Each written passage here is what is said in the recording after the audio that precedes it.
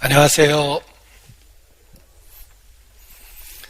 모처럼의 명절 연휴임에도 불구하고 코로나 때문에 가족들과 함께 하지 못한 분도 많이 계셨을 거라고 생각합니다. 그러나 이 시간 말씀을 사모하고 하나님 앞에 저희가 또 함께 모였습니다. 올해가 소의 해라고 그러는데 이 개나 소도 다 만나면 인사한다고 그러더라고요. 개는 반갑게 인사하고 소는 반갑소 하고 인사한다고 그랬는데 공감 못하는 제가 농담을 해서 죄송합니다. 특송 반복된 가사가 모든 것이 은혜였소 라고 이렇게 반복된 가사가 그렇습니다. 그래서 그 고백을 우리 삶 속에 너무 늦게 하지 않는 것이 영적으로 중요하다고 생각합니다. 생각해보면 존재조차도 없었던 우리에게 모든 것을 주셨습니다. 우리는 서로 비교해서 그것이 많은가 적은가를 생각하는데 생각해보면 우리가 갖고 있는 모든 것이 은혜임에 틀림이 없습니다. 그래서 올 한 해에 모든 것이 은혜였소 이렇게 고백하는 한 해가 되었으면 좋겠습니다. 기도로 시작하겠습니다. 우리 가운데 역사하시는 거룩하신 하나님, 그리스도 예수 안에서 우리를 불러주시고 우리의 있는 모습 그대로 하나님의 자녀로 받아주신 것 진심으로 감사 찬양을 드립니다. 그리스도의 죽음과 부활을 통해서 바로 그 자리에서 우리를 자녀로 삼아주셨습니다.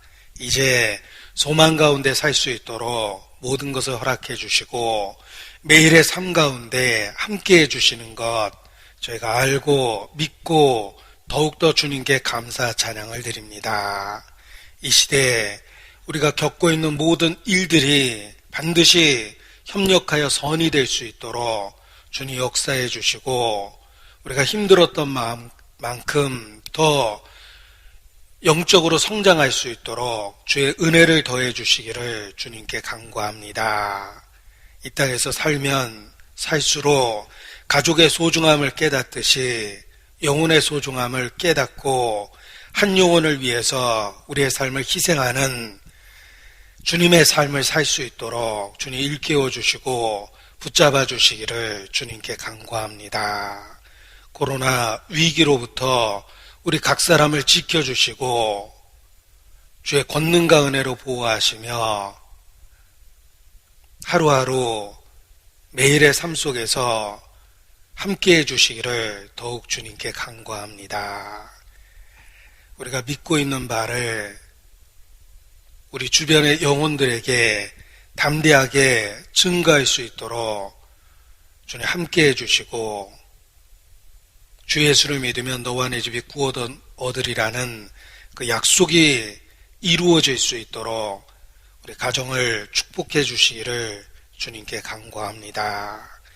우리에게 주셨던 그 복을 우리에게 속한 자들에게 나눠줄 수 있도록 우리를 복의 근원으로 삼아 주시옵소서. 환경과 세월을 탓하지 않고 모든 기회를 붙잡고 매일의 삶 속에 하나님께 영광을 드릴 수 있도록 주님 도와주시기를 주님께 간구합니다.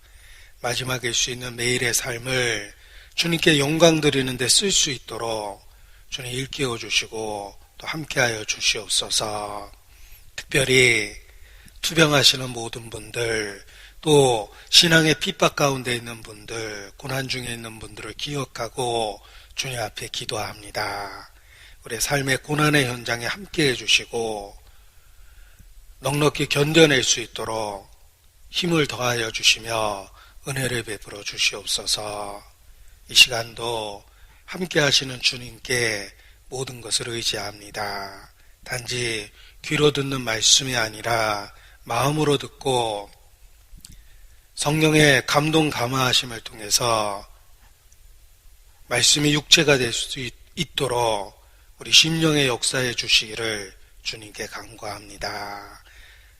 성령의 나타남과 그 능력 가운데 함께하여 주시며 살아계신 하나님의 영광을 나타내 주시옵소서.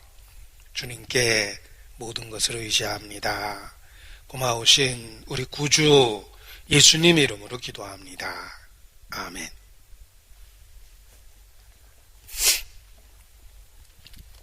네, 요한계시록 22장입니다. 2021년을 시작하면서 계속 끝장을 보고 있습니다. 오늘도 성경의 끝장, 요한계시록 22장을 보겠습니다. 성경은 총 1189장입니다. 우리에게 주신 말씀 중에 제일 마지막 장이 바로 요한계시록 22장입니다. 역사의 끝을 우리에게 보여주심으로 현재의 삶을 어떻게 살아야 될지를 지혜를 주시고 일깨워 주십니다. 같은 본문을 계속해서 보고 있는데 우리가 동일한 말씀이지만 오늘도 말씀을 듣고 싶고 맛보고 즐기는 그런 시간이 되기를 바랍니다. 요한계시록 22장 10절로 17절까지의 말씀을 우리 전도인들이 한 구절씩 읽어드리도록 하겠습니다. 또 내게 말하되 이 책의 예언의 말씀을 임봉하지 말라. 때가 가까우니라. 불의를 하는 자는 그대로 불의를 하고 더러운 자는 그대로 더럽고 의로운 자는 그대로 의를 행하고 거룩한 자는 그대로 거룩되게 하라. 보라, 내가 속히 오리니 내가 줄 상이 내게 있어 각 사람에게 그의 일한 대로 갚아 주리라. 나는 알파와 오메가요, 처음과 나중이요, 시작과 끝이라. 그 두루마기를 빠는 자들은 복이 있으니 이는 저희가 생명나무에 나아가며 문들을 통하여 성에 들어갈 권세를 얻으려 함이로다. 개들과 술객들과 행음자들과 살인자들과 우상 숭배자들과 및 거짓말을 좋아하며 지어내는 자마다 성 밖에 있으리라. 나 예수는 교회들을 위하여 내 사자를 보내어 이것들을 너희에게 증거하게 하였노라. 나는 다윗의 뿌리요 자손이니 곧 광명한 새벽별이라 하시더라. 성령과 신부가 말씀하시기를 오라 하시는도다. 듣는 자도 오라 할 것이요 목마른 자도 올 것이요 또 원하는 자는 값없이 생명수를 받으라 하시더라. 네. 사람은 무엇 때문에 사는가, 어떻게 살아야 할까, 왜 사는 것일까 라는 질문은 모든 사람이 마음에 담고 있는 근본적인 의문입니다. 그래서 옛사람들도 세상 사람들도 인생을 나그네 길이라고 표현하기도 하고, 또는 어떤 시인은 우리의 삶을 소풍 왔다라고 표현하기도 했습니다. 그리고 옛 성인들의 그 시에 보면 건고는 뜻이 있어 남자를 내 것만은 세월은 무정하여 장부를 늙게 했네. 그 뜻을 찾지 못하고 늙어가고 있음을 한탄한 그런 표현도 있습니다. 우리 시대의 가객 나훈아 씨도 본명 최홍기, 별걸 다 합니다. 예, 나훈아 씨도 테스형 세상이 왜 이래 라고 이렇게 노래하기도 했습니다. 우리도 똑같은 의문을 마음에 품고 그 답을 찾아가고 있습니다. 사람이 무엇입니까? 어떻게 살아야 됩니까? 무엇을 위해서 삽니까? 도대체 왜 사는 겁니까? 우리가 살아가고 있는 삶은 경험적으로 고난의 연속입니다. 크든 적든 존재하는 것 자체가 이런저런 고통을 수반하기 때문에 그렇습니다. 인생은 고난을 위하여 났으니 불티가 위로 나름 같음이니라. 하나님도 그렇게 성경에 말씀해 주셨습니다. 고난을 위하여 났다. 일평생을 어두운 데서 먹으며 번뇌와 병과 분노가 저희에게 임하느니라. 우리는 삶을 통해서 이런저런 번뇌, 10대, 20대, 30대 고민하는 종류는 바뀌지만 끊임없이 이런저런 고민 속에서 살고 있습니다.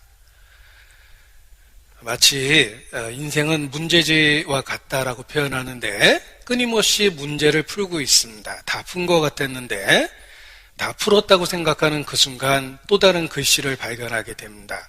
뒤편에 계속 뭐 이런 겁니다. 끊임없이 그 문제를 풀어야 되는 그런 삶을 살아가고 있습니다.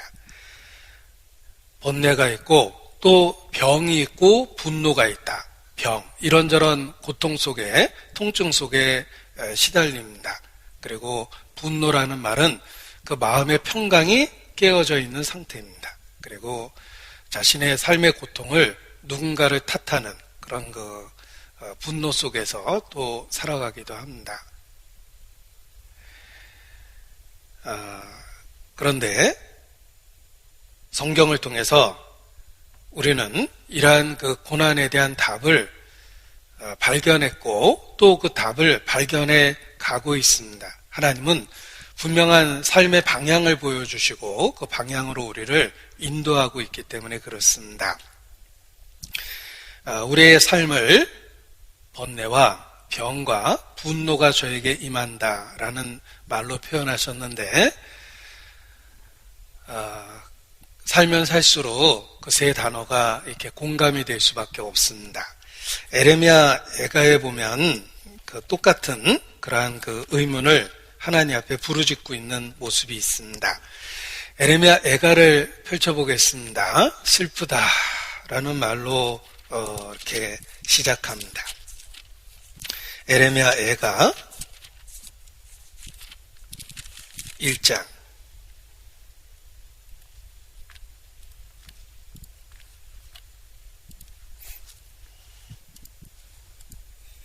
에레미야 애가 1장 슬프다 이 성이여 2장 1절도 슬프다 주께서 어찌 그리 이 슬프다라는 말이 참 많이 나옵니다.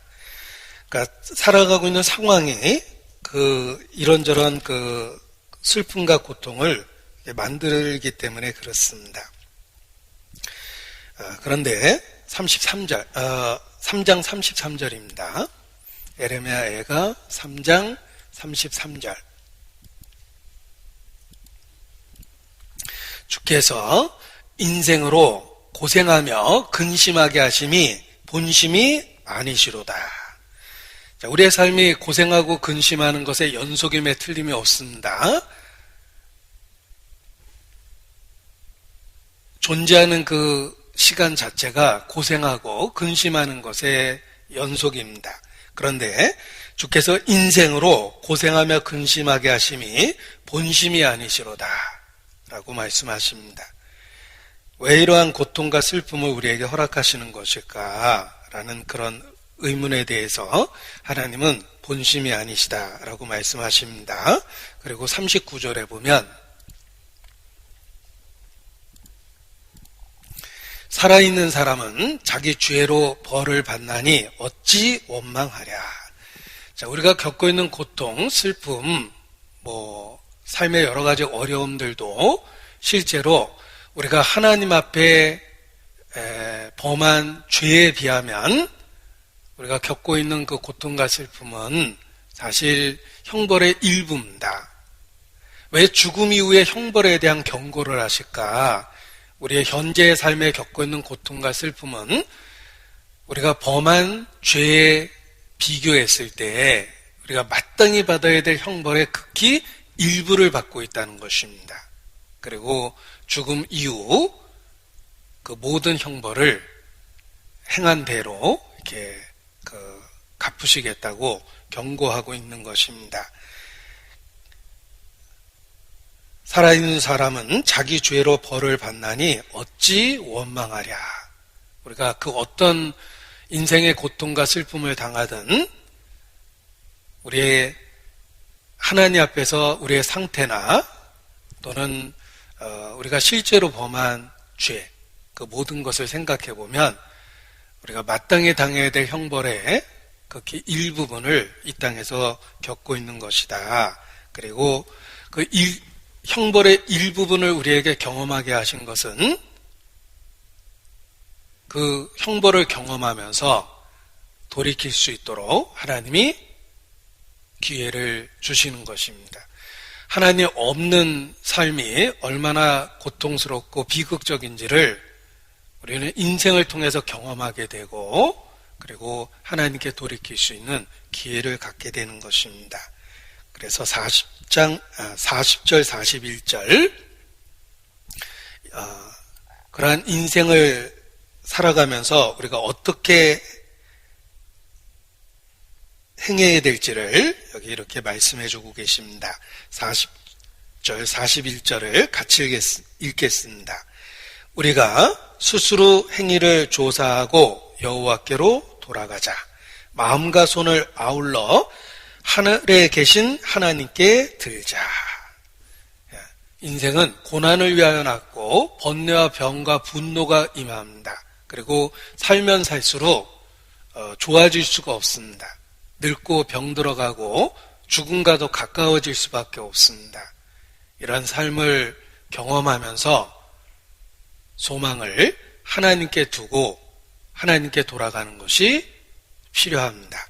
그래서 우리가 스스로 행위를 조사하고 여호와께로 돌아가자. 마음과 손을 아울러 하늘에 계신 하나님께 들자. 이것이 고난을 경험하며 우리가 하나님 앞에 가져야 될 마땅한 반응입니다. 태도입니다. 하나님께 돌이키는 겁니다. 이 세상에 있는 모든 고통, 슬픔, 사건, 사고, 불행은 다 하나님으로부터 분리된 결과이기 때문에 하나님께 돌아가야 된다는 절대적인 진리를 일깨워 주는 것입니다. 그래서 우리가 스스로 행위를 조사하고 여호와께로 돌아가자. 마음과 손을 아울러 하늘에 계신 하나님께 들자. 그리고 하나님께 돌아갔을 때 그 분명한 결과를 우리에게 계시록을 통해서 보여주신 것입니다. 역사의 끝을 보여주신 것입니다. 모든 고통과 슬픔 뒤에 하나님이 예비하신 완전한 세계를 분명하게 우리에게 보여주셨습니다. 그래서 그 결론을 보면서 과정 속에서 올바른 선택을 할 수 있게 만들어주신 것입니다. 요한계시록 21장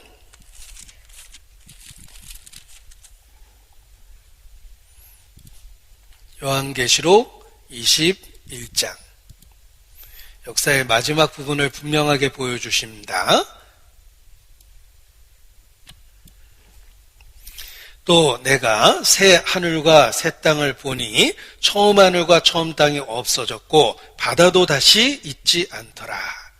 주님이 예비하신 완전한 세계가 있다라는 것을 역사의 마지막 부분을 보여주신 것입니다. 새 하늘과 새 땅이 있습니다. 우리가 지금 겪고 있는 고통과 슬픔이 있는 처음 하늘과 처음 땅은 사라졌습니다. 그리고 하나님이 예비하신 완전한 세계가 나타납니다. 내가 새 하늘과 새 땅을 보니 분명하게 성경을 통해서 우리 모두에게 역사의 끝부분을 보여주신 것입니다. 그리고 우리가 겪었던 그 모든 고통과 슬픔이 다시는 있지 아니할 것이다 라고 말씀해 주십니다. 4절입니다. 4절 모든 눈물을 그 눈에서 씻기심에 다시 사망이 없고 애통하는 것이나 곡하는 것이나 아픈 것이 다시 있지 아니하리니 처음 것들이 다 지나갔음이로라. 모든 것이 회복된 그 세상을 보여주십니다.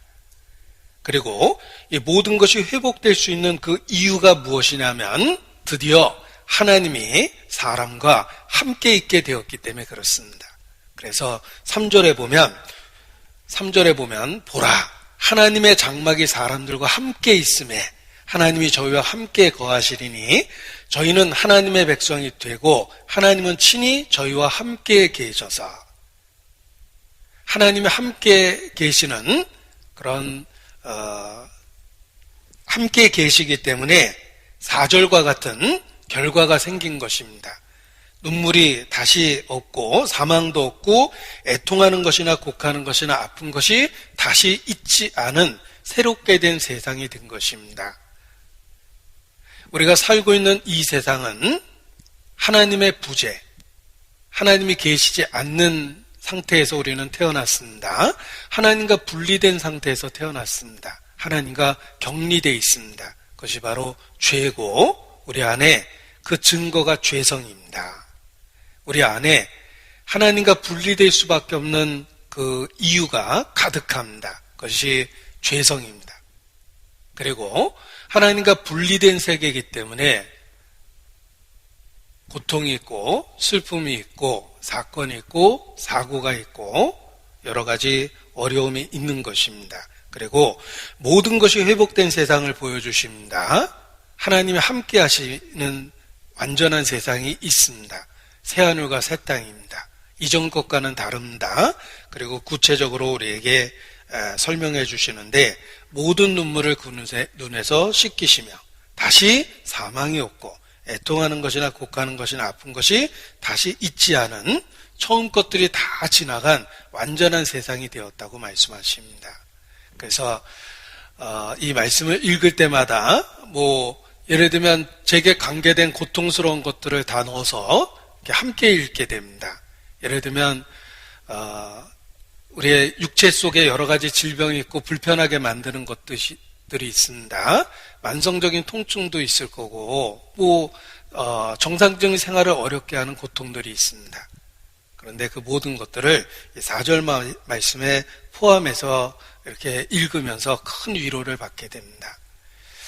저는 특히 이제 먼지 알러지가 제가 심해서 계절적인 어려움을 더 이렇게 많이 겪습니다.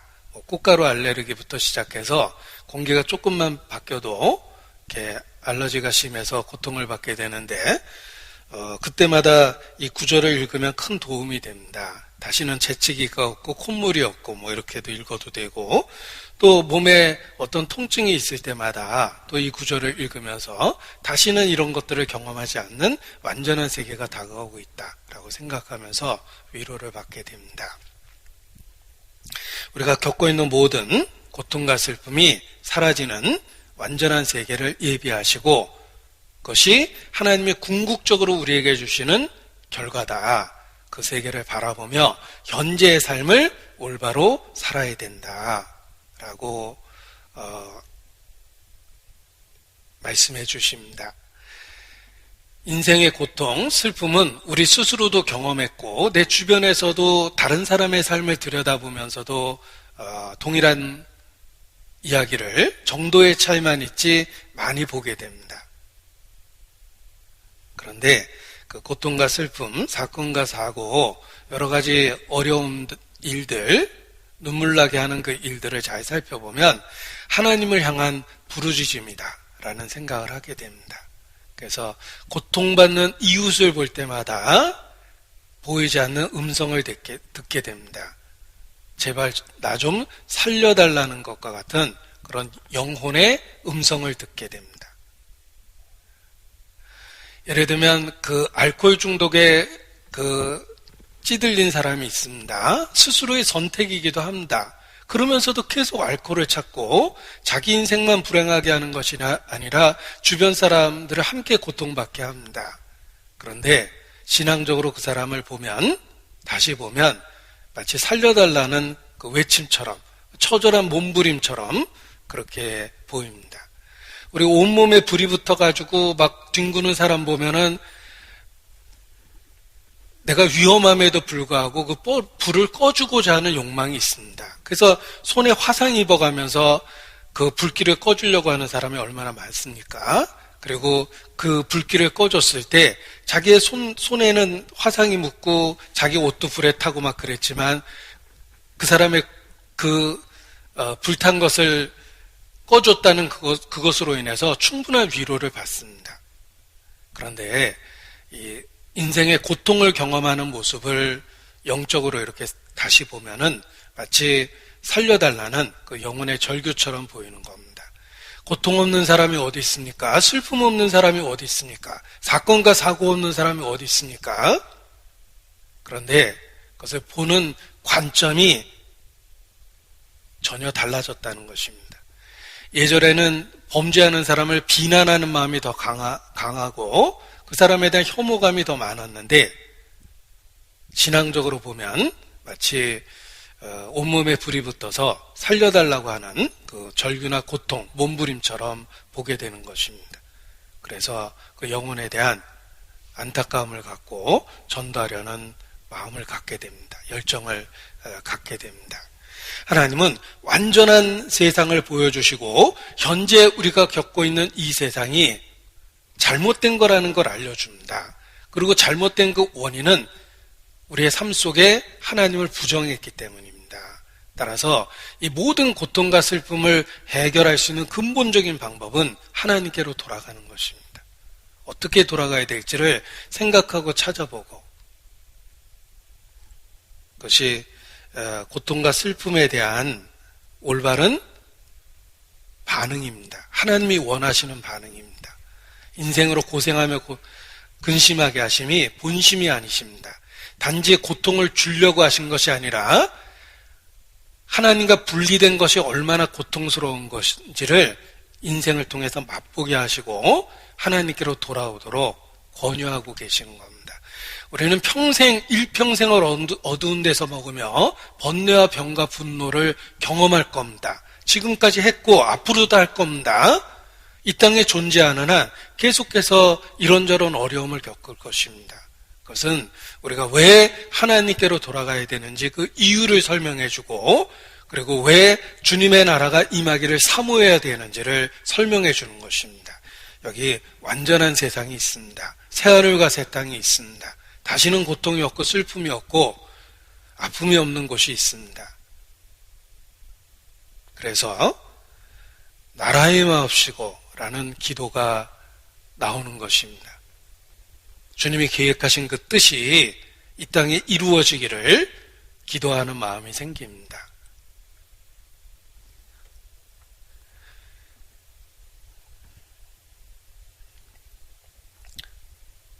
우리의 현재의 삶이 영원한 것의 과정이며 완전한 것의 과정이라는 것을 기억하는 것은 현재의 삶을 견딜 수 있는 마음을 줍니다. 우리가 겪고 있는 고통은 완전한 것을 위한 하나의 과정 속에 있다는 것입니다. 예수께서도 내 나라는 이 세상에 속한 것이 아니다 라고 확실하게 말씀하셨습니다.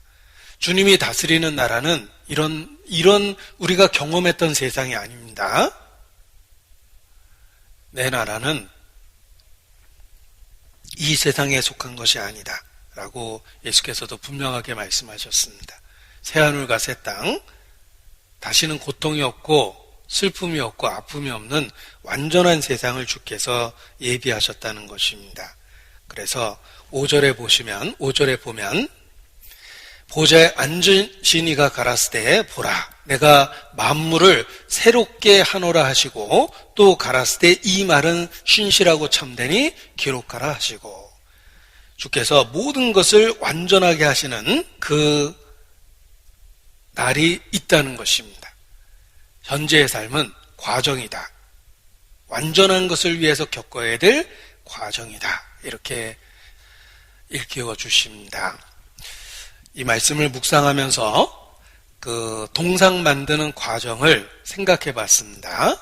우리 청동으로 그 동상을 만드는 과정을 생각해 보면 현재의 삶에 대한 이해를 더 깊게 할 수 있습니다. 먼저 만들고자 하는 형상을 손쉬운 재료로 조각을 하게 되어 있습니다. 주로 이제 진흙 종류로 찰기를 갖고 있는 흙 종류를 골라서 조각을 합니다. 그래서 정말 정교한 그 작품을 만들어냅니다. 그리고 그 흙으로 만든 조각품에 뭐 수지 같은 그런 재료를 사용해서 거푸집을 붙입니다. 거푸집을 붙이고 그리고 처음에 조각했던 형상들은 다 긁어내버립니다. 부서져서 나오게 돼 있어요. 그리고 거푸집에 청동을 열 처리를 해서 녹여서 액체가 되게 만들어서 거푸집에 붓습니다. 그리고 그것이 식기를 기다렸다가 거푸집을 부셔내면 처음에 원했던 그 작품이 그 안에 나타납니다. 그걸 잘 다듬어서 이제 완성된 제품을 만들게 됩니다. 이 청동 조각을 제작하는 과정을 생각해 보십시오. 우리가 그 과정을 전혀 그 과정에 대한 이해가 없는 상태에서 지켜봤다면 끊임없이 비난할 겁니다. 예를 들면 정교한 조각을 처음에 만들기 시작했을 때 그 흙으로 모양을 만들기 위해서는 흙을 지탱할 수 있는 뼈대가 있어야 됩니다. 그러니까 대충 얼기설기 쇠 같은 걸, 철사 같은 걸 엮어서 뼈대를 안에다 이렇게 만들어 나가는데 그게 아주 볼품이 없습니다. 저게 뭐 하는 짓이야 하고 비난하기 십상일 겁니다.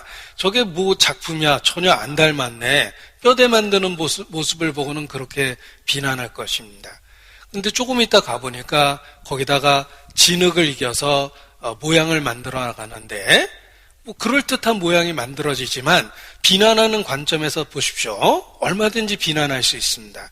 야, 저렇게 예쁜 모양을 만드는데 하필이면 왜 가치 없는 흙을 갖고 만들까? 귀한 재료도 많은데 저렇게 보잘것없는 흙으로 만들기에는 너무 정성이 아깝다. 흙을 열심히 다듬어가면서 형상을 만듭니다. 그러나 잘 모르는 사람이 보면 끊임없이 비난할 겁니다. 재료가 잘못됐어. 가치 없는 흙이잖아. 저렇게 예쁜 모양을 왜 저렇게 가치 없는 거로 만드는 거야? 라고 비난할 겁니다. 그런데 또 며칠 뒤다 가보니까 기껏 만들어 놓은 그 흙으로 만든 작품에다가 수지를 막 붙이고 있습니다. 그게 아주 볼상사나운 모양입니다. 내부에서는 모양이 만들어지지만 외부에서 보면은 아주 모양이 없습니다. 아이고, 결국은 물건을 다 작품을 망가뜨렸네. 저게 무슨 짓이야? 왜 저렇게 무식한 짓을 할까? 또 비난할 수 있습니다. 또 며칠 뒤에 가보니까 안에 있었던 원래 흙을 다 제거합니다. 그것이 산산이 부서져서 나올 겁니다. 아이고, 저렇게 부서뜨릴 걸 또 뭐하러 만들었나? 우리가 끊임없이 과정 하나하나를 지켜본다면은 비난할 게 많습니다. 또 며칠 뒤에 가보니까 또 거푸집을 다 깨고 있습니다. 아니, 기껏 만들어 놓고 또 저건 또 무슨 짓이야. 그런데 그 과정을 거쳐서 처음에 예상했던 완전한 작품, 청동조각 작품이 나왔습니다. 그 과정을 이해하지 못했다면 끊임없이 비난할 것을 찾을 것입니다. 영적인 일에 그렇습니다. 하나님이 하시는 그 역사를, 과정을 지켜보면서 사람은 끊임없이 신을 비난합니다. 감히.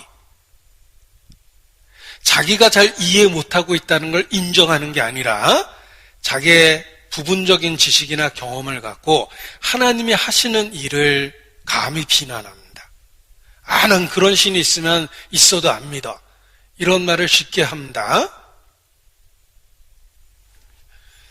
그런데 하나님은 그 모든 과정을 통해서 완전한 세상을 결국은 만들어내십니다. 계시록의 마지막 내용이 무엇입니까? 1189장, 성경 전체의 장수인데 성경은 드디어 마지막 부분에 이르러서 요한계시록 19장, 20장, 21장, 22장 4장에 걸쳐서 완성된 세계를 보여줍니다. 1189장 중에 이 4개의 장은 양적으로는 극히 일부분이지만 그 앞부분의 모든 내용에 대한 하나님의 지혜를 선언하는 겁니다. 그 과정을 겪어서 어떤 결과가 생겼는지를 보여주는 겁니다. 그리고 지금 우리는 과정 속에 있습니다. 우리가 경험한 삶을 통해서 하나님을 원망할 수도 있고 이해하지도 못하고 비난하려는 마음이 생길 수 있습니다. 그러나 하나님은 결과를 확실히 보여주셔서 우리가 그 과정 속에 있다는 것을 일깨워 줍니다. 그리고 과정 속에서 우리에게 필요한 것이 무엇일까? 믿음이다. 하나님의 능력, 하나님의 신실하심, 우리에 대한 사랑, 그 모든 것을 붙잡고 현재의 과정을 믿음으로 살아라 라고 요구하고 계시는 겁니다. 우리도 세상이 왜 그럴까? 경험적으로도 수없이 외쳤던 이야기입니다. 그리고 선지자조차도 슬프다라는 탄식을 합니다. 우리도 마찬가지로 신앙이 있는 상태에서도 우리가 그때그때 경험하는 일 때문에 하나님 앞에 고통스러운 그 울부짖음을 할 때가 있습니다. 그러나 기억할 것은 하나님은 마지막 완전한 결론을 보여주고 현재의 삶이 과정이라는 것을 일깨워주며 치밀하게 하나님의 지혜에 의해서 돌보심을 받고 있다는 것을 우리에게 일깨워 주십니다. 그래서 그 과정을 잘 겪을 수 있도록 만들어주는 것입니다. 성경 1189장 그 전체적인 내용 속에 이 뒷부분의 내용이 얼마나 중요합니까? 비록 완성된 세계는 4장의 할애에서 말씀해 주셨지만 우리가 끊임없이 지상에서 경험하는 고통에 대한 답을 충분히 주신 것입니다. 그 과정을 겪어서 하나님이 계획했던 완전한 세계가 드디어 나타나기 때문에 그것을 우리에게 분명하게 알려주시고 현재의 삶을 견딜 수 있도록 만들어준 것입니다. 우리가 살면서 기억할 것은 이 모든 것이 지나가는 과정입니다. 그리고 또 완전한 것을 향해서 겪어야 될 것이기 때문에 하나님이 주시는 것이다 라고 생각하면 틀림이 없습니다. 제가 그 청동 동상 제작하는 과정에다 비유했는데 중간중간 우리의 부족한 지식이 과정을 이해할 수 없게 만들지만 분명한 건 하나님은 완성된 작품을 우리에게 분명하게 보여주셨다는 것입니다. 그래서 믿음을 갖고 현재라는 그 과정을 살아야 된다라는 것을 가르쳐주고 있습니다. 우리는 근본적으로 부활, 주님이 예배하신 완성된 세계를 바라보고 현재의 삶을 살고 있는 것입니다. 고린도전서 15장은 부활장이라고 일컬어집니다. 고린도전서 15장 19절 20절입니다. 고린도전서 15장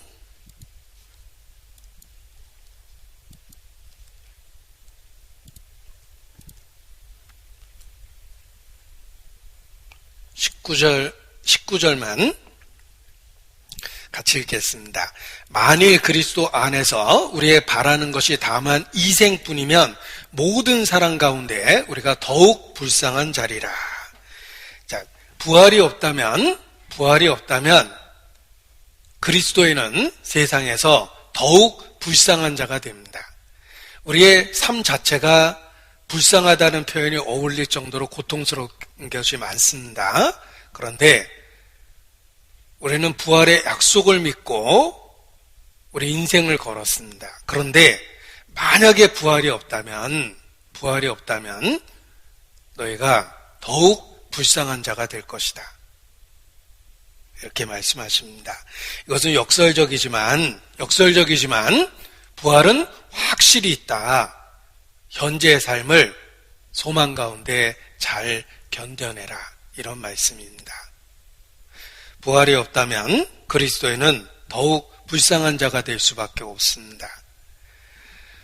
자, 그런데 이 더욱 불쌍하다라는 말을 한번 생각해 보십시오. 부활이 없다면 그리스도인은 세상에서 세상 모든 사람은 불쌍하지만 만약에 부활이 없다면 그리스도인은 더욱 불쌍한 사람이 됩니다. 왜냐하면 부활에다 자기의 인생을 걸었기 때문입니다. 그런데 생각해 보십시오. 정말 부활이 없어도 자기가 더욱 불쌍한 자가 될까? 요즘 교회 다니는 사람들은 부활이 없어도 뭐 별로 불쌍하지 않습니다. 왜냐하면 사실 영원한 세계에 거의 투자를 하지 않았기 때문입니다. 그래서 거의 불쌍하지 않습니다. 부활이 없다고 해도 불쌍하지 않은 상태인 사람들이 많습니다. 그게 잘못된 거예요. 믿는다고 하는 그 정도가 기껏해야 지식적인 동의고, 또 가끔 의무적으로 교회에 참석하는 거, 시키는 일 하는 정도, 친구들 모여서도 회비 걷는데 헌금 조금 하는 거. 요즘 그리스도인들은 부활이 없다 해도 불쌍한 사람이 아니에요. 뭔가 잘못된 겁니다. 진실한 그리스도인은 부활이 없으면 정말 불쌍한 사람이 돼야 돼요. 왜냐하면 인생 전부를 투자했기 때문입니다. 영원한 것을 위해서 전부를 투자해야 하는 것이 그리스도인입니다.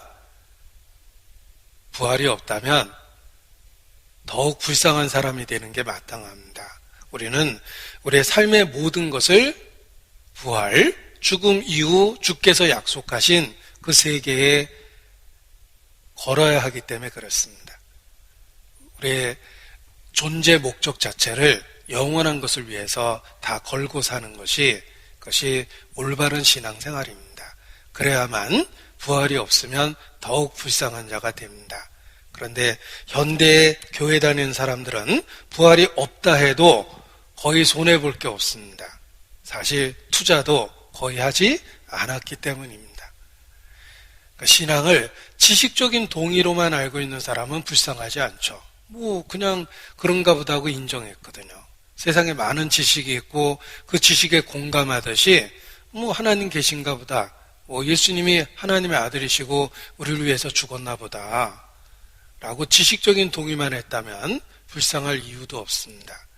그런데 그것이 잘못된 상태를 보여주는 거예요. 만일 부활이 없다면 우리가 세상에서 제일 불쌍한 사람이 되어야 됩니다. 초대교회 역사를 보십시오. 그들은 부활이 없다면 그 시대에서 가장 불행한 사람들입니다. 전 재산을 사기당했다. 그보다 더 충격적인 것은 부활이 없다라는 그런 소식이 사실이라면 그리스도인이 겪게 될 손해가 그보다 더 크다는 것입니다. 왜냐하면 그들은 모든 것을 정말 다 걸었기 때문에 그렇습니다. 마찬가지입니다. 우리 시대에도 우리가 부활이 없다면 세상에서 제일 불쌍한 사람이 될 정도로 우리의 삶 전체를 걸어야 되는 겁니다. 주께서 약속하신 영원한 세계를 위해서 우리의 모든 걸 다 걸어야 되는 것이, 그것이 올바른 그 신앙의 모습입니다. 요즘 유행하는 단어로 영끌이라는 단어를 쓸 수 있습니다. 영끌이 뭔가 이렇게 봤더니 주식 투자하는데 영끌했다. 집값이 오를 것 같아서 아파트 사는데 영끌했다라는 표현을 씁니다. 영혼까지 끌어모아서 투자했다. 이런 뜻입니다. 그러니까 할 수 있는 모든 수단을 다 동원해서 가용한 모든 자산을, 심지어는 빚까지 내서, 감당할 수 없는 빚까지 내서 투자하는 데 썼다라는 의미에서 영끌했다는 표현을 씁니다. 그런데 이 세상에 영끌 잘못하면 하루아침에 욕심을 부린 만큼 망하게 될 것입니다. 그런데 우리가 영끌해야 될 유일한 대상이 있습니다. 그것은 하나님과 관계된 것이에요. 그래서 영끌이라는 말은 요즘 사용하는 용어지만 마태복음 13장에도 나옵니다. 그 개념은. 마태복음 13장 찾아보겠습니다.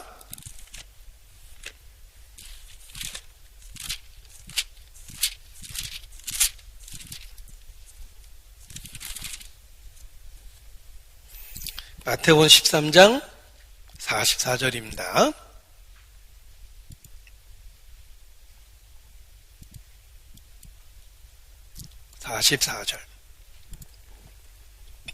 마태복음 13장 44절부터 보겠습니다.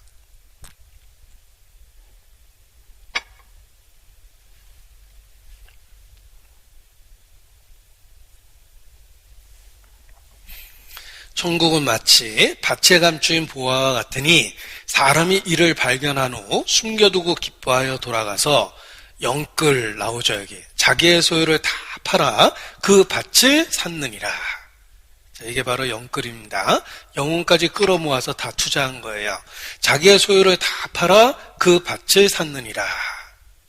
또 천국은 마치 좋은 진주를 구하는 장사와 같으니 극히 값진 진주 하나를 만남에 가서 자기의 소유를 다 팔아 그 진주를 샀느니라.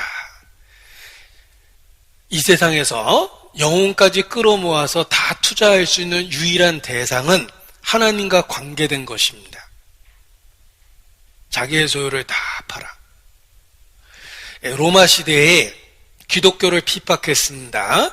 그 시대의 법률 중에 그리스도인을 신고하면 그 신고된 그리스도인의 모든 재산은 몰수되는데 몰수된 재산의 절반은 국가가 갖고 절반은 신고자에게 준다라는 법이 있었던 시대가 있습니다. 요즘에 그런 법이 있으면 저 교회 앞에 파파라치 많이 있을 겁니다. 신고하려고 막 너도 나도 기다릴 겁니다. 그런데 로마 시대에 그러한 법이 실제로 있었던 시대가 있었습니다.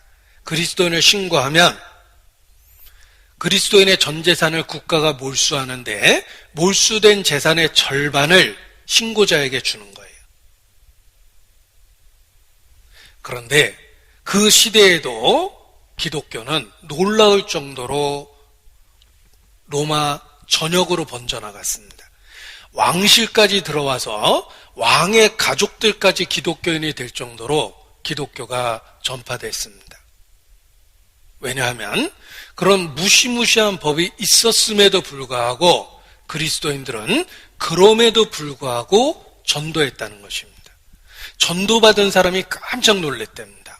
자기가 신고만 하면 모든 것을 잃어버리는데 그걸 알고 있으면서 어떻게 자기에게 전도를 할까?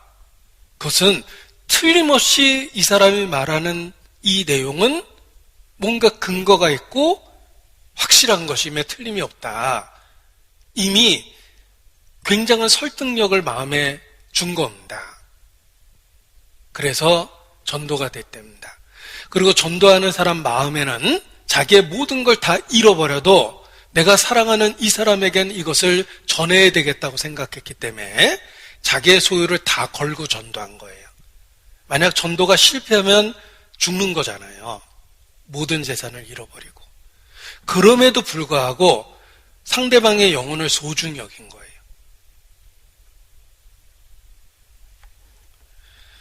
우리 시대에도 우리가 사랑하는 사람의 영혼을 바라볼 때 그런 마음이 듭니다. 내가 갖고 있는 모든 걸 다 잃어버려도 이 사람이 구원받았으면 좋겠다 라는 생각을 정말 사랑하는 사람한테 그런 마음을 갖게 되는데 그 핍박의 시대에 그런 마음을 그리스도인에게 주셨기 때문에 전도가 그 시대에도 된 겁니다. 정말 하늘나라를 위해서 모든 소유를 다 팔았다라는 말처럼 자기의 소유 전부를 다 건 겁니다. 만일 부활이 없으면 얼마나 불쌍합니까? 전 재산을 사기당한 것보다 더 큰 일입니다. 존재 목적 자체를 사기당한 거니까. 그럼에도 불구하고 진실한 그리스도인은 어느 시대든 전도를 했습니다. 우리도 마찬가지입니다. 우리가 정말 진리에 대한 올바른 믿음이 있다면 모든 소유를 다 팔아 라는 말처럼 우리 인생 전부를 걸고 살아야 됩니다. 그래야만 부활이 없으면 정말 불쌍한 사람이 되는 거죠. 소망을 주님께만 두고 사는 겁니다. 성경은 이 말씀을 하신 이유는 우리의 부활의 약속이 얼마나 확실한가를 일깨워 주신 거예요. 부활이 없다면 너희가 더욱 불쌍한 자가 될 것이다 라는 말씀은 부활은 확실히 있다 라는 걸 역설적이지만 강조한 것입니다. 고린도전서 15장 다시 보겠습니다. 49절. 고린도전서 15장 49절.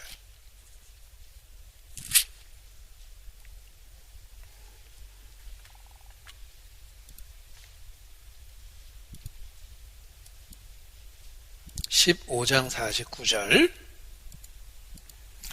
우리가 흙에 속한 자의 형상을 입은 것과 같이 또한 하늘에 속한 자의 형상을 입으리라. 우리가 틀림없이 하늘에 속한 자의 형상을 입게 될 것이다. 그것을 어떻게 보증해 주셨냐면 현재 내가 살았던 실제의 삶을 갖고 보장을 하신 거예요. 우리가 흙에 속한 자의 형상을 입은 것과 같이 내가 흙에 속한 자의 형상을 입고 이 육체를 갖고 이 땅에서 수십 년을 살았습니다. 경험적으로 실제하죠, 나는. 우리가 생각이 많아지면 자신의 존재까지 의심할 때가 있어요. 그래서 나는 생각한다, 고로 존재한다, 뭐 이런 답을 얻은 철학자도 있잖아요. 자기의 존재까지 의심이 될 정도로 생각을 많이 했는데 사실 살면 살수록 나의 실제 존재에 대해서 우리는 경험적으로 분명하게 느낍니다. 흙에 속한 자의 형상을 입고 내가 지금 수십 년째 살고 있기 때문에 내가 존재하는 것 자체에 대한 것을 경험적으로 확실히 압니다. 내가 살았던 인생이기 때문에. 그런데 내가 현재 살고 있는 삶의 확실함과 같이 또한 하늘에 속한 자의 형상을 입을 것도 확실하다. 이런 말씀이에요. 그러니까 내가 현재까지 살았던 삶을 보장으로 해서 영원한 세계가 있다는 것을 일깨워 주신 겁니다. 우리가 흙에 속한 자의 형상을 입은 것과 같이 수십 년 경험해 보셨죠? 또한 하늘에 속한 자의 형상을 입으리라. 영원한 세계를 이미 경험한 세계를 갖고 보장을 해 주신 겁니다. 또 15장 45절 15장 45절 기록된 바 첫사람 아담은 산영이 되었담과 같이 마지막 아담은 살려주는 영이 되었나니 첫사람 아담의 존재를 갖고 예수님과 비교해서 예수님이 무엇이 다르고 얼마나 더 놀라운 분인지를 우리가 알아들을 수 있게끔 비교해서 설명해 준 겁니다. 첫사람 아담은 산 영이 되었습니다. 그는 짐승이 아닙니다. 영적 존재였습니다. 단지 흙으로 지음을 받은 다른 짐승과 동일한 존재가 아니었습니다. 아담은 산 영이 돼서 하나님과 교통하고 있었습니다. 그런데 우리가 믿는 예수 그리스도는 그 아담의 존재를 일깨워주면서 더욱더 놀라운 분이라는 것을 가르쳐 주는 겁니다. 아담은 산 영인데 마지막 아담이라고 표현한 예수 그리스도는 살려주는 영이 됐어요. 산 영과 살려주는 영은 엄청난 차이입니다. 우리가 비싼 제품 하나하고 그 비싼 제품을 찍어내는 그 기계하고는 다르죠. 가치가 다릅니다. 예수님은 살려주는 영이에요. 예수님은 아담은 산 영이고 산 영 중에 하나일 뿐입니다. 그런데 예수님은 살려주는 영이 돼서 수없이 많은 사람들을 살려준다는 뜻입니다. 그래서 첫사람 아담과 비교해서 예수님의 위치가 얼마나 더 놀라운지를 가르쳐주고 우리에게 주신 약속의 확실함을 이렇게 보장해 준 겁니다. 우리가 믿고 있는 부활의 약속은 우리가 육체를 갖고 살았던 삶의 경험처럼 확실한 전혀 다른 차원의 새로운 삶이 주어질 것이다라고 이미 살았던 삶을 근거로 해서 보증해주고 아담의 존재를 일깨우면서 예수 그리스도가 얼마나 더 놀라운 분인지를 비교해서 확실하게 설명해주고 계십니다. 예수님은 산 영이 아니고 살려주는 영이에요. 우리에게 생명을 주는 그런 존재가 된 것입니다. 그래서 영원한 세계에 대한 확실한 약속을 보여주면서 현재 겪고 있는 과정을 믿음으로 지내야 된다. 이해할 수 없는 일이 벌어져도 믿음을 갖고 지내야 된다라고 확실하게 일깨워 준 겁니다. 그래서 마지막 완성된 세계를 보여준 것은 과정을 겪어야 되는 우리에게 가장 큰 위로가 되는 것입니다. 비록 성경 전체의 내용 중에 그 완성된 세계를 보여준 건 4개의 장, 19장, 20장, 21장, 22장 이렇게 4개의 장이라는 작은 분량을 사용했지만 완성된 세계를 분명하게 보여준 거예요. 그것은 현재의 과정을 잘 겪어야 된다는 것을 항상 일깨워 주시기 위해서입니다. 자, 창조의 과정 속에서도 삼위 하나님이 계셨습니다. 성부, 성자, 성령이 계셨습니다. 구속의 역사 속에서도 성부, 성자, 성령이 그 구속의 역사를 이루셨습니다. 성부 하나님께서 계획하시고 성자 예수님께서 완성하시고 성령께서 그것을 보증하고 지금도 증가하고 계십니다. 이 주님이 약속하신 영원한 그 부활의 약속이 바로 삼위 하나님 자신에 의해서 이루어졌고 그리고 반드시 이루어질 거라는 뜻입니다. 구속의 역사가 삼위 하나님에 의해서 이루어졌습니다. 그리고 주께서 예비하신 영원한 그 부활의 세계가 삼위 하나님에 의해서 보장되고 있다는 것입니다. 그래서 그 확실함을 더욱더 일깨워 주셨습니다. 보십시오. 창세기를 펼쳤을 때는 창조주가 계십니다. 요한계시록을 펼쳤을 때는 창조주가 계시죠. 여전히. 그런데 단지 창조주가 아닙니다. 창세기에는 창조주가 계셨는데 요한계시록을 펼쳤을 때는 단지 창조주가 아니라 구세주의 영광을 더해서 하나님의 영광이 더 크게 나타났습니다. 그것이 인류 역사라는 구속의 역사라는 과정을 겪어서 구세주의 영광이 완성됐다는 것입니다. 보십시오. 처음에는 창조주의 영광만 있었어요. 하나님은 놀라운 이 세계를 창조하셨고 존재하는 모든 것을 창조하셨습니다. 창조주입니다. 그런데 계시록 22장에 들어서면 단지 창조주의 영광이 아니라 구세주의 영광이 더해져서 더 놀라운 영광을 선포하고 있습니다. 그리고 그 과정 속에는 인류 역사가 들어있고 구속의 역사가 들어있는 거예요. 창조에도 삼위 하나님이 계셨고 구속의 역사도 삼위 하나님이 계셨고 완성된 세계에도 삼위 하나님이 계십니다. 하나님은 이 과정을 통해서 창조주에서 구세주의 영광을 더하신 겁니다. 그래서 요한계시록 22장을 보십시오. 1절. 요한계시록 22장 1절. 또 저가 수정같이 맑은 생명수의 강을 보이니 하나님과 및 어린 양의 보좌로부터 나서 창조주의 영광에 더해져서 구세주의 영광이 더해진 모습입니다. 그리고 그 과정 속에 구속의 역사가 있었던 거예요.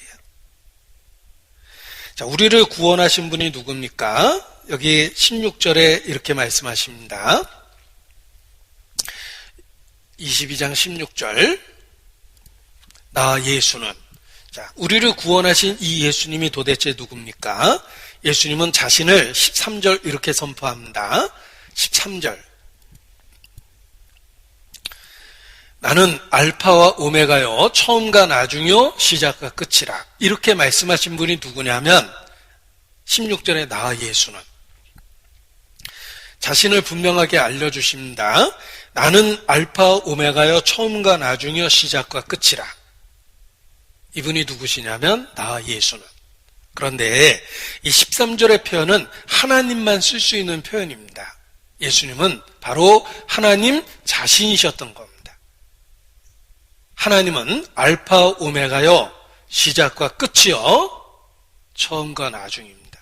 이 표현은 시작과 끝이 없는 창조주라는 뜻입니다. 구약의 여호와, 나는 존재한다, 이런 의미에서 출발했습니다.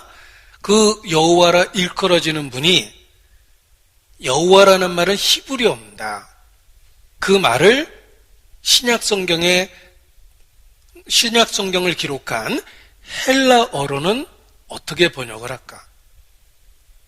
에고 에이미, 이렇게 번역합니다.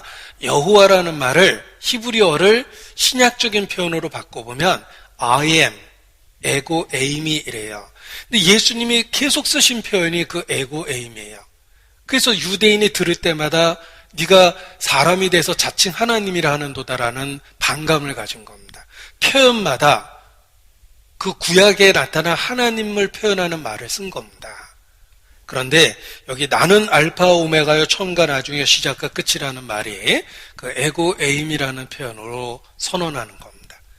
예수님은 바로 하나님 자신이셨다는 것을 분명하게 가르쳐 주십니다.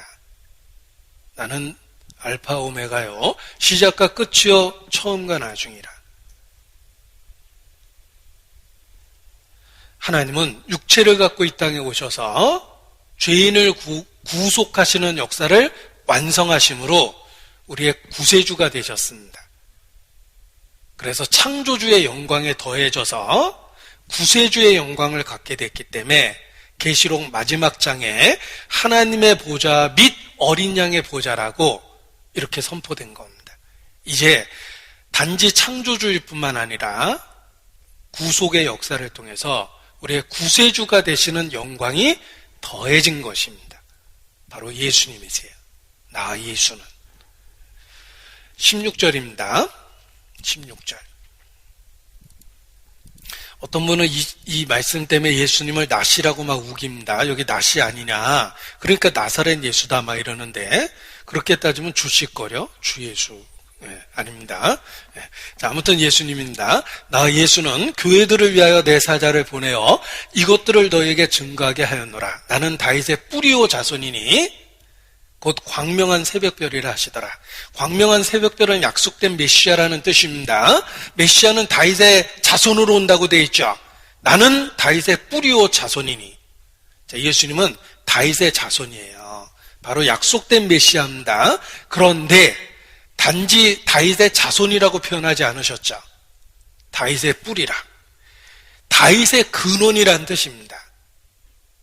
다윗을 근원부터 한번 올라가 보십시오. 다윗의 아비는 이새입니다. 이새를 올라가다 보면 유다가 나오겠고, 유다를 쭉 올라가다 보면 야곱이 나올 거고, 야곱이 올라가면 이삭이 나올 거고, 이삭 위에는 아브라함이 나올 거고, 계속 올라가면 아담이 나올 거고, 아담의 근본은 하나님 자신입니다. 다윗의 뿌리는 바로 하나님이란 뜻이에요. 예수님은 다윗의 자손이시지만 다윗의 뿌리예요. 하나님이신데 다윗의 자손으로 오셨어요. 그리스도가 되셨죠. 예수님은 하나님 자신이십니다. 다윗의 뿌리입니다. 다윗의 근원이에요. 그런데 그 하나님이 다윗의 자손으로 오셨어요. 구세주가 되셨어요. 그래서 성경은 예수님을 창조주라고 증거하는 겁니다. 우리가 믿고 있는 신앙의 핵심은 예수님은 하나님이시다. 육체를 갖고 이 땅에 오신 하나님이시다. 그래서 독생자라는 독특한 표현을 쓴 겁니다. 독자가 아닙니다. 독자가 아니에요. 독생자예요. 그런 독특한 단어를 쓰신 이유는 하나님이 육체를 갖고 이 땅에 오신 것을 사람에게 설명해 주려고 했던 것입니다. 구속의 역사를 통해서 창조주 하나님이 우리의 구세주가 되셨습니다. 구세주가 되기 위해서 알파여 오메가, 시작과 끝이요 처음과 나중이신 그분이 기꺼이 죽음을 경험하셨어요. 죽음을 경험한 하나님. 하나님은 죽으실 수 없습니다. 그런데 죽음을 경험한 하나님이 되셨어요. 구세주가 되셨어요. 예수님입니다. 요한계시록 1장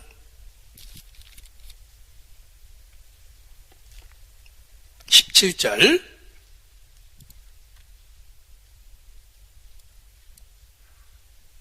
요한계시록 1장 17절 그가 오른손을 내게 얻고 가라사대 두려워 말라. 나는 처음이요 나중이니. 하나님한테만 쓰는 표현이라고 그랬죠? 곧 산자라. 내가 전에 죽었었노라. 볼지어다. 이제 세세토록 살아있어 사망과 음부의 열쇠를 가졌노니. 나는 처음이요 나중이니 곧 산자라. 내가 전에 죽었었노라. 죽음을 경험한 하나님이십니다. 바로 예수님이에요.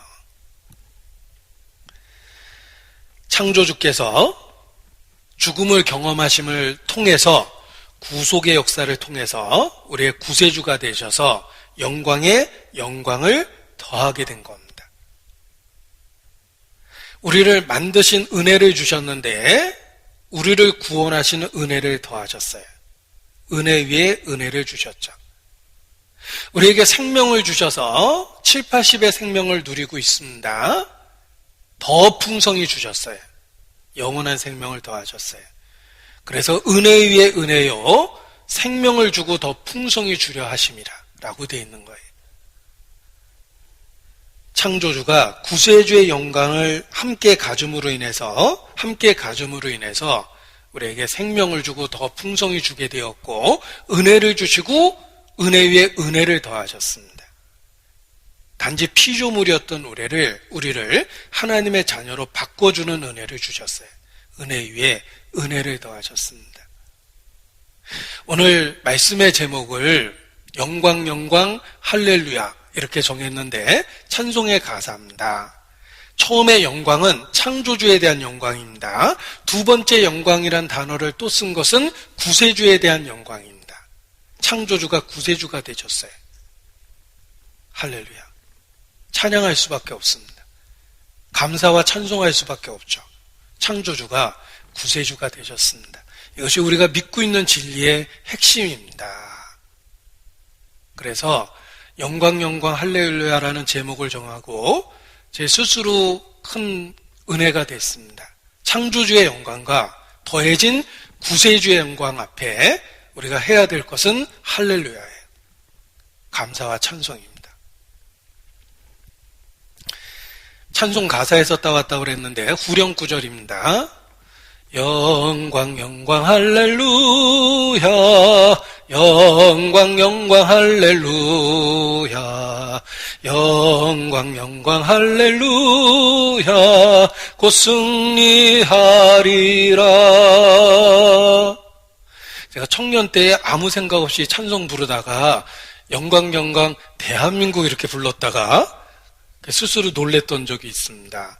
그런 노래로 배웠던 시절이 있었거든요. 그런데 그 찬송의 원래는 영광 영광 할렐루야입니다. 창조주가 구세주의 영광을 갖게 된 것입니다. 이것이 인류 역사입니다. 요한계시록 4장 11절 요한계시록 4장 11절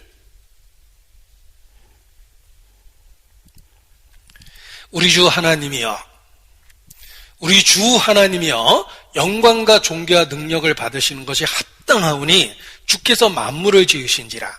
만물이 주의 뜻대로 있었고 또 지으심을 받았나이다 하더라. 자, 창조주에게 영광을 돌려야 됩니다. 주께서 만물을 지으셨습니다. 존재하는 모든 것이, 호흡하는 모든 것이 창조주에게 영광을 돌려야 됩니다. 우리는 지음을 받았기 때문에 그렇습니다. 그래서 주께서 만물을 지으신지라 영광과 존귀와 능력을 받으시는 것이 합당하다. 그런데 그 창조주께서 단지 지으신 것이 아니라 우리를 구속하심으로 구세주의 영광을 더하게 되셨습니다. 여기 세 개의 단어가 있습니다. 영광과 존귀와 능력. 이것이 창조주에게 돌린 세 개의 단어입니다. 그런데 구세주에게는 그 단어가 더해집니다. 네 개나 더해지는데 어떤 단어 네 개가 더해지는지 보십시오. 5장 12절입니다. 5장 12절. 큰 음성으로 강하되 죽임을 당하신 어린 양이, 자, 구세주에게는 어떤 단어를 썼나 보죠. 능력과 부와 지혜와 힘과 존귀와 영광과 찬송을 받으시기에 합당하도다. 아까 만물을 지으신 하나님께는 세 개의 단어를 드렸습니다. 영광과 존귀와 능력이죠. 그런데 죽임을 당하신 어린 양에게는 7개의 단어를 드렸어요. 능력과 부와 지혜와 힘과 존귀와 영광과 찬송. 보십시오. 처음에 영광에 더하여 하나님께서 구세주의 영광을 취하셨을 때는 더 큰 영광을 받게 된 거예요. 단지 우리를 지으신 것 하나만으로도 하나님께 찬송을 드리는 것이 마땅한데, 우리를 지으신 것 정도가 아니라 우리를 구속하신 구세주의 영광을 더하셨기 때문에 영광에 영광을 더해 드리는 겁니다. 그래서 계시록 4장의 창조주에게 드린 영광은 세 개의 단어고, 계시록 5장에 구세주의 영광을 겸하셨을 때는 7개의 단어를 동원했어요. 능력과 부와 지혜와 힘과 존귀와 영광과 찬송을 받으시기에 합당하도다. 창조주가 구세주가 되심으로 더 큰 영광을 받게 된 겁니다. 예수님이 돌아가시기 직전에 긴 기도를 하셨습니다. 돌아가시기 바로 직전에. 제사장의 기도라고 그러는데 요한계시록 17장이 그 긴 기도의 내용입니다. 요한복음 17장 보십시오. 요한복음 17장입니다. 1절 예수께서 이 말씀을 하시고 눈을 들어 하늘을 우러러 가라사대 아버지여 때가 이르렀사오니 아들을 영화롭게 하사 아들로 아버지를 영화롭게 하옵소서. 아들을 영화롭게 하사 아들이 구세주가 됐습니다. 죽음과 부활이라는 과정을 겪어서 아들을 영화롭게 하셨어요. 구세주의 영광을 주셨습니다. 그로 인해서 아버지가 더욱더 영화롭게 되었습니다. 창조주가 구속의 역사를 이루셨습니다. 그래서 구세주가 되심으로 인해서 하나님 아버지께 더 큰 영광을 드리게 된 거예요. 아들을 영화롭게 하사 아들로 아버지를 영화롭게 하옵소서. 이게 구속의 역사입니다. 창조주가 우리를 구원하는 그 역사를 죽음과 부활을 통해서 이루심으로 말미암아 단지 창조주였던 하나님을 구세주라는 더 큰 영광의 위치에 올려드린 거예요. 아들의 존재가. 아들을 영화롭게 하사 아버지를 영화롭게 한 것입니다. 우리의 창조주가 우리의 구세주가 됐습니다. 자녀를 보면서 그런 생각을 하게 됩니다. 아이는 태어날 때 이미 나에게 해야 될 효도를 다 한 겁니다. 태어남으로 말미암아 아이가 태어남으로 말미암아 나한테 할 효도를 다 했다고 생각합니다. 왜냐하면 그 아이는 태어남으로 말미암아 나를 그냥 남자였던 나를 아버지로 만들어준 거예요. 그냥 여자였던 나를 어머니로 만들어주는 거예요. 아이의 존재가 한 남자, 한 여자를 아버지와 어머니라는 신분을 갖게 해주는 겁니다. 따라서 아이는 태어날 때 그 존재 자체만으로도 이미 부모에게 큰 의미가 있다는 겁니다. 태어나자마자 병치레하는 아이가 있어요. 평생 나의 눈물의 이유가 돼도 그 아이의 존재는 나를 아버지로 만들어줬고 엄마로 만들어준 거예요.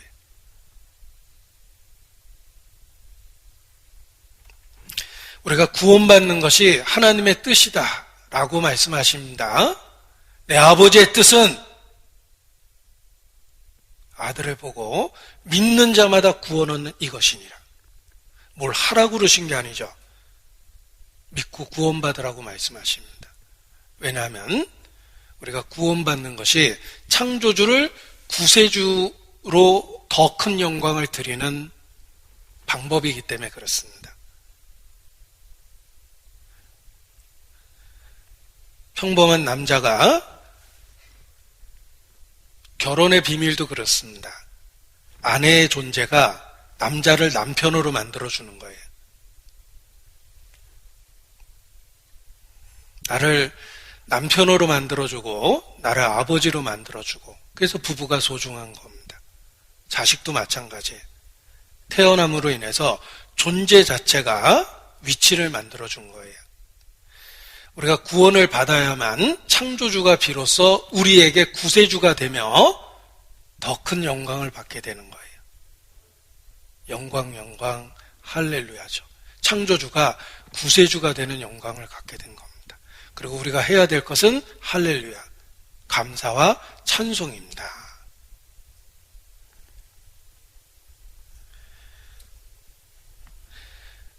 우리가 구원받지 못한다면 그리스도의 구속의 사역을 적어도 내 인생에서는 헛거로 만들어버리는 거예요. 그리스도는 놀라운 일을 하셨음에도 불구하고 내가 순종치 아니하고 거절함으로 인해서 그의 사역을 의미 없고 헛되게 만들어버린 겁니다. 그래서 불신이 가장 큰 죄입니다. 자녀 앞에, 부모 앞에서 먼저 죽는 자식이 제일 큰 불효했다라는 얘기를 하는데 영적으로 그러합니다. 불신은 가룟 유다는 스스로 자살했죠. 예수님 판죄가 중요한 게 아니고 하나님의 은혜를 끝까지 거부한 죄가 더 큰 죄가 되는 거예요. 예수님은 자기를 파는 그 순간까지 친구여 이렇게 불렀습니다.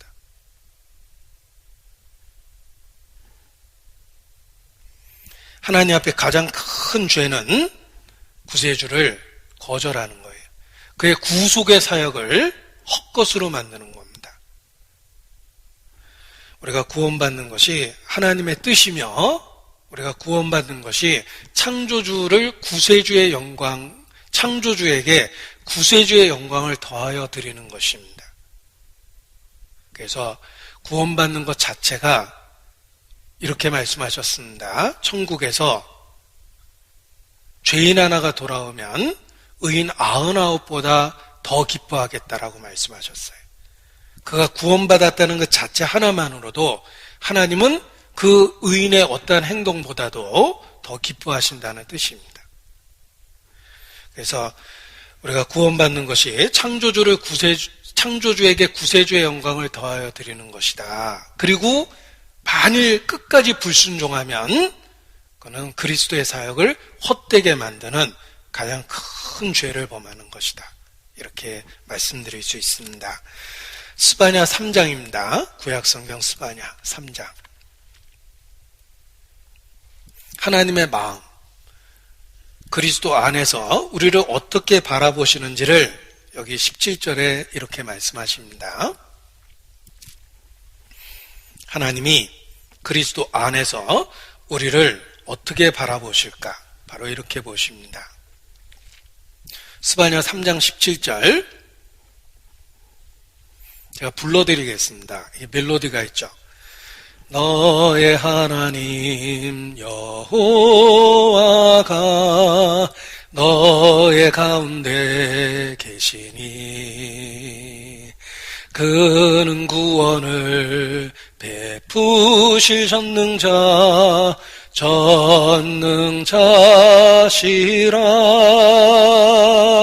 그가 너로 인하여 기쁨을 이기지 못하시며 너를 잠잠히 사랑하시며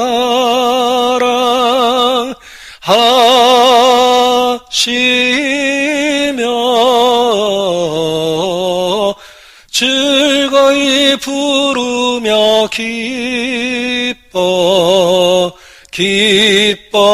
기뻐하시리라.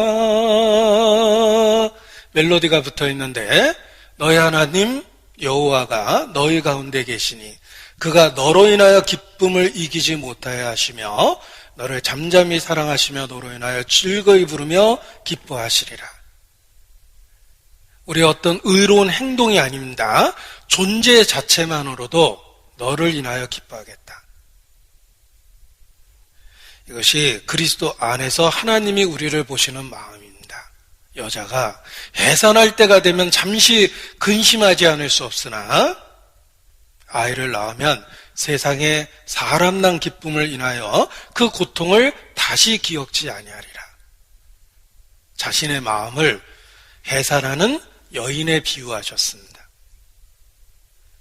세상에 아이를 낳은 그 기쁨, 사람 난 그 기쁨을 인하여 다시는 그 고통을 기억지 않는다. 우리도 누군가의 자녀로 이 땅에 태어났고 누군가의 부모로 이 땅에서 살게 됩니다. 경험적으로 공감할 수 있어요. 아이의 존재 자체만으로도 우리는 즐거워합니다. 그래서 우리가 구원받는 것이 하나님께 영광을 드리는 것이다 라는 것입니다. 그리고 창조주가 구세주가 되었기 때문에 주님을 찬송할 수밖에 없습니다. 자, 우리가 믿고 있는 진리는 복잡하거나 어려운 이야기가 아닙니다. 하나님이 사람이 되셔서 기꺼이 우리를 구원하셨다. 그 하나님이 구세주가 되셨다는 것입니다. 우리가 예수님 믿는다라는 그 진리 안에 그와 같은 내용이 들어있는 것입니다. 저희에게 복음을 전해줬던 선교단체 중에 Worldwide Evangelism for Christ라는 단체가 있습니다. 그 선교사님, 그 단체에서 보낸 선교사님이 저희 교회가 시작하는데 큰 도움을 준 거예요. 그런데 그 Worldwide Evangelism for Christ라는 선교단체의 창시자가, 그 선교단체의 창시자가 영국의 C.T. 스터드라는 분입니다. 평생 선교사로 죽었어요. 선교사가 돼서 선교사로 죽었습니다. 중국, 인도, 아프리카까지 이어서 아프리카에서 죽으셨어요. 그런데 그분이 평생을 선교사로 살 수 있었던 이유를 이렇게 이야기하십니다. 예수님이 하나님이시고 정말 그분이 나를 위해서 죽으셨다면 그분을 위한 어떤 것도 희생이라 부를 수도 없다. 근본적인 진리를 이야기했습니다. 예수님이 정말 하나님이시고 그분이 나를 위해서 죽으셨다면 그 어떤 희생도 희생이라고 부를 수 없다라는 거예요. 우리가 무엇을 믿습니까? 예수님을 믿습니다. 그 내용이 무엇입니까? 하나님이 구속의 사역을 통해서 구세주가 됐다는 거예요. 그 근본적인 진리 앞에 서보십시오. 우리의 삶이 안 변할 수가 없습니다. 그리스도의 사랑이 우리를 강권하시는도다.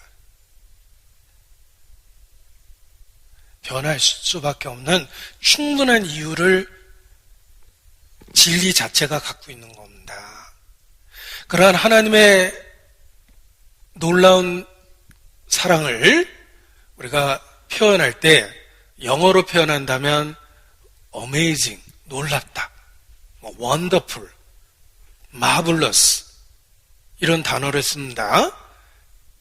제가 어휘력의 한계 때문에 또 다른 단어가 생각이 안 나는데 보통 이 세 단어가 하나님의 은혜를 표현하려면 등장하는 단어예요. 어메이징하다 그러죠. 또 원더풀하다, 마블러스, 정말 신기한 거예요. 이거는 제가 좋아하는 찬송 중에 그 세 단어가 등장하는 찬송이 있습니다. 한번 들려드리겠습니다. 이게 영어로 돼 있는 노래라서 조금 제가 망설여지는데 일단 이런 노래입니다. 한번 들어보세요.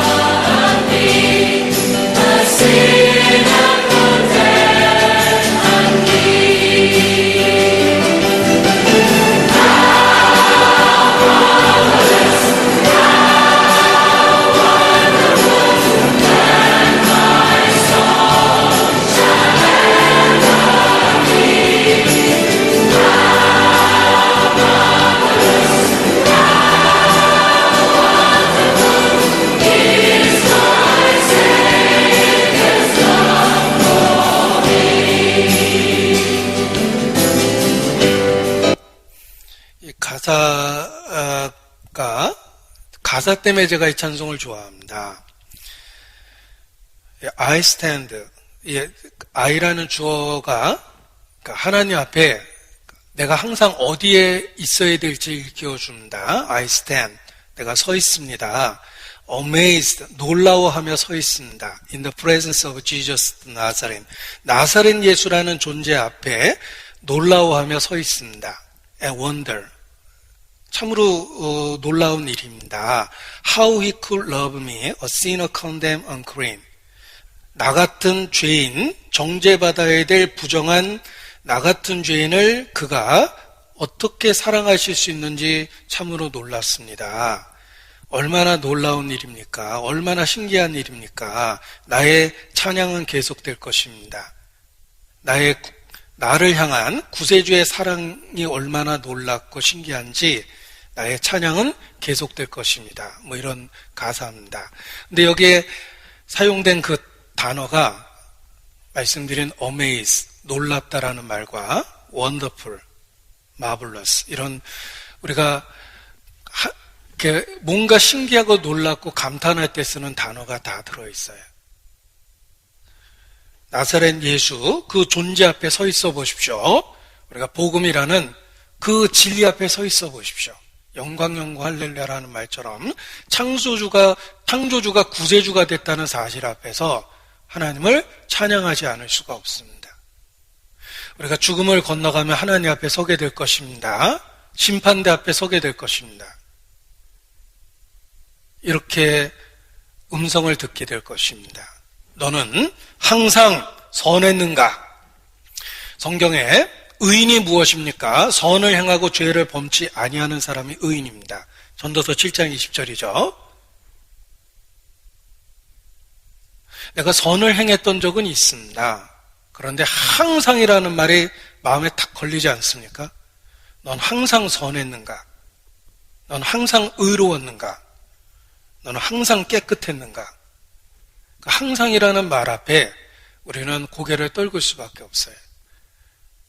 내가 부분 선하고 깨끗한 적은 있었지만 항상이라는 말이 큰 걸림이 될 수밖에 없습니다. 제가 어떤 집에 신방했더니 초등학생 다니는 여자아이가 저한테 목사님이 자기 집에 왔다고 이렇게 편지 써서 환영 편지를 썼는데 몇 글자 쓰지도 않았는데 얼마나 양심에 찔렸는지 모릅니다. 목사님은 항상 깨끗하게만 사세요 이렇게 써놨더라고요. 근데 제가 그 항상이라는 말에 딱 걸린 거예요. 내가 깨끗하게 살려고 노력하고 분명한 방향성을 갖고 있는 건 확실한데, 그러나 항상 그랬는가라고 이야기하면 문제가 됩니다.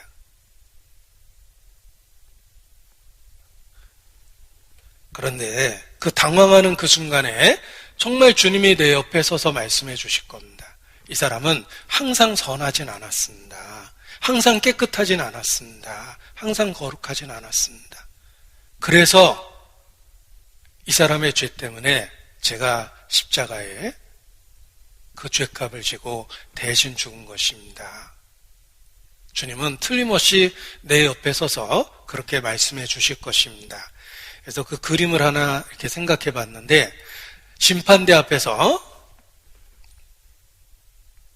나와 함께 서 주실 거예요. 나의 창조주가 나의 구세주가 되셨습니다. 그래서 하나님 앞에 설 수 있도록 만들어 주십니다. 어떻게 나 같은 사람을 사랑한다고 말씀하셨는지 잘 이해는 안 되지만 그리스도의 죽음과 부활이 갖는 의미를 알고 있기 때문에 담대하게 하나님 앞에 나아갈 수 있는 것입니다. 요한계시록 22장입니다. 17절. 요한계시록 22장 17절.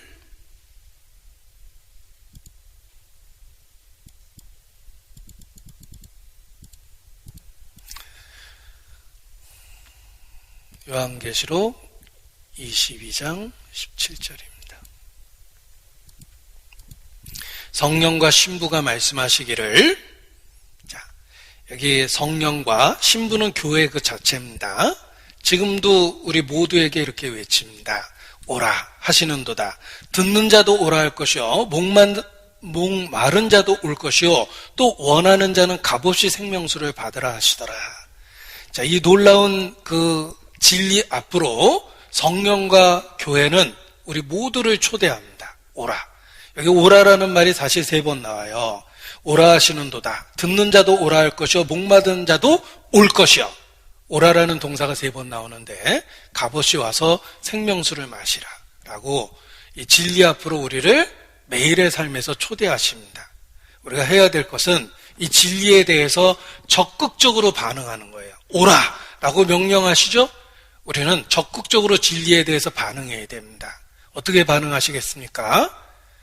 우리의 인격을, 전인격을 지정이라고 이렇게 구별합니다. 지식이 있고 감정이 있고 의지가 있다고 이렇게 분류한 건데, 그 분류대로라면, 지식이라면 내가 알아야 될 건 알아야 돼요. 배워야 될 건 배워야 되고 알아야 될 건 알아야 됩니다. 왜 예수님을 믿어야 되는지 믿을 수밖에 없는 이유를 성경적으로 설명할 수 있어야 됩니다. 소망에 관한 이유를 묻는 자에게 대답할 걸 예비하라고 그랬죠. 예비해야 돼요. 지식이 있어야 돼요. 예수님 왜 믿습니까? 예수님이 누구십니까? 예수님이 당신에게 무슨 일을 하셨습니까? 어떻게 예수 믿는다고 천국 간다고 이야기합니까? 대답할 게 있어야 돼요. 지식이 있어야 된다는 거예요. 오라라는 것에 대한 응답은 지식을 갖는 거예요. 예수님에 대해서 성경을 가지고 알아가는 겁니다. 그리고 감정이라고 그랬죠? 공감하고 감동받아야 돼요.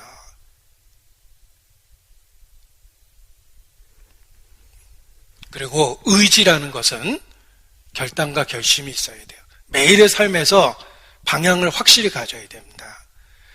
우리의 전 인격을 지정이라고 표현했다면 알 건 알고 느낄 건 느끼고 결단할 건 결단하고 그렇게 해서 매일의 삶을 사는 거예요.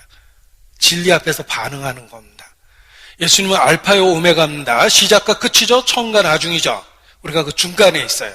과정에 있다고 말씀을 드렸습니다. 이 과정을 알파요 오메가이신 주님과 함께 살아가는 거예요. 우리에게 결론을 보여주시고 그 과정을 함께 겪자고 얘기하십니다. 내가 믿는 구세주는 시작과 끝인데 나를 그 중간 안에 넣어놓으셨어요. 내가 현재 과정 속에 있습니다. 이 과정을 주님과 함께 겪어나가는 거예요. 주님은 결과를 분명하게 보여주시고 그 과정을 함께 겪어나가자라고 얘기하십니다. 어떻게 겪어나가시겠습니까? 나는 아직도 연약하고 부족하고 한계가 있는데 매일의 삶에서 주님께 도움을 구해야 돼요.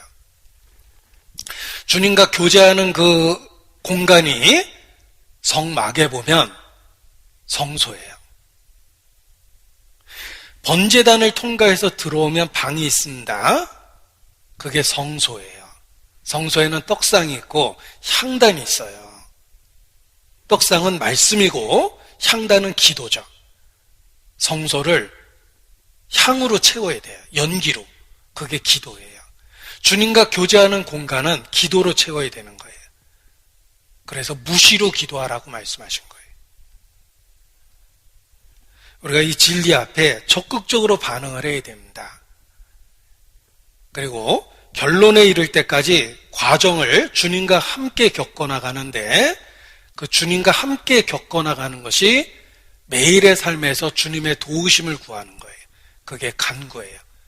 그런데 향을 피워야 될 성소가 혹시 향을 피다 말면 향연이 없죠. 그러면 안 됩니다. 성소는 항상 향연으로 가득 채워야 되는 거예요. 그런데 그 향연을 번제단에서 불을 갖다가 향을 피우라고 되어 있는 거예요. 번제단은 주님의 죽으심이 있는, 희생이 있는 그곳입니다. 그 근본적인 진리로 기도에 불을 붙여서 주님과 교제하는 공간을 향연으로 가득 채워야 되는데 내가 주님과 교제하는 공간은 어떻습니까? 향연이 없으면 안 돼요. 향을 피다 말면 안 됩니다. 성소를 가득 채울 정도의 향연을 피워야 되는 거예요. 그게 성도들의 간절한 기도입니다. 그래야지만 이 과정을 주님과 함께 잘 견뎌낼 수가 있습니다. 제가 계시록 22장 끝장을 갖고 네 번째 말씀을 드렸는데 첫날 소개해드린 찬송이 있습니다. Precious Lord, Take My Hand 라는 영어로 된 찬송을 첫날 소개해드렸고 두 번째에는 제가 회개하고 우리말로 번역해서 악보까지 보여드렸죠. 네. 그것이 그 성소에서 주님과 동행하는 생활을 의미한다고 생각합니다. 오늘은 제대로 불러드리겠습니다. 전문가를 모셨습니다. 그 찬송을 제대로 들려드리겠습니다. 전문가입니다.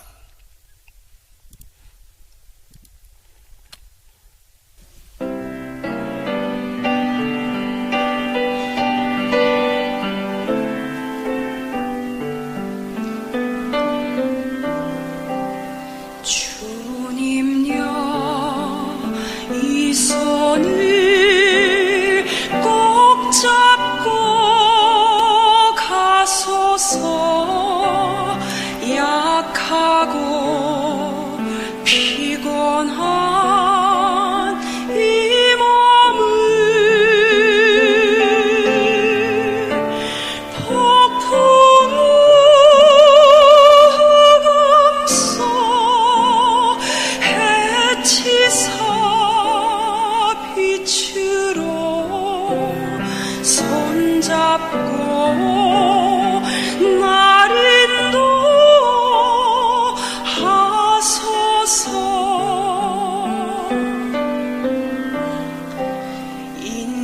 인생이 힘들고 고난이 겹칠 때 주님여 날 도와 주소서.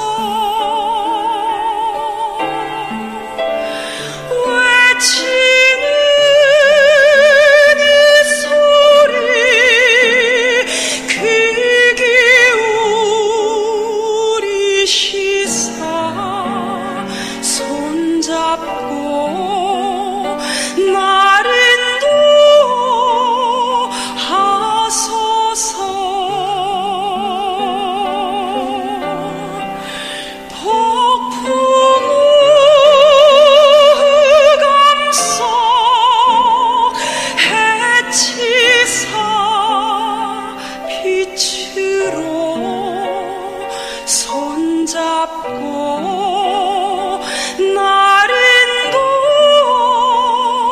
인도하소서.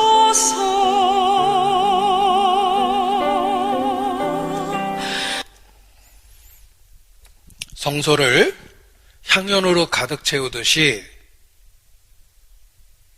매일의 삶 속에 주님과 친밀한 교통, 기도를 통해서 우리의 삶을 거룩하게 바꿔나갈 수 있습니다. 사랑을 하면은 예뻐진다는 말이 있는데 주님의 사랑을 받으면 예뻐질 뿐만 아니라 거룩해집니다. 그래서 주님과 교제하는 그 성소를 늘 향연으로 가득, 기도로 가득 채우면서 매일의 삶을 살아야 되겠습니다. 기도하시겠습니다. 아버지 하나님, 그리스도 예수 안에서 우리를 구원해 주시고 소망 가운데 살 수 있도록 모든 은혜를 주시는 것 감사를 드립니다. 코로나 사태로부터 우리 모두를 지켜주시고 더욱더 주님과 가까이 하며 지낼 수 있도록 이끌어 주시기를 주님께 간구합니다. 우리를 구속하신 그 놀라운 진리를 항상 붙잡고 늘 기도로 생활할 수 있도록 붙잡아 주시기를 기도합니다. 주께 의지합니다. 또 멀리 선교지 일선에서 수고하시는 선교사님들 기억해 주시고 붙잡아 주시기를 기도합니다. 주께 의지합니다. 고마우신 우리 구주 예수님 이름으로 기도합니다. 아멘.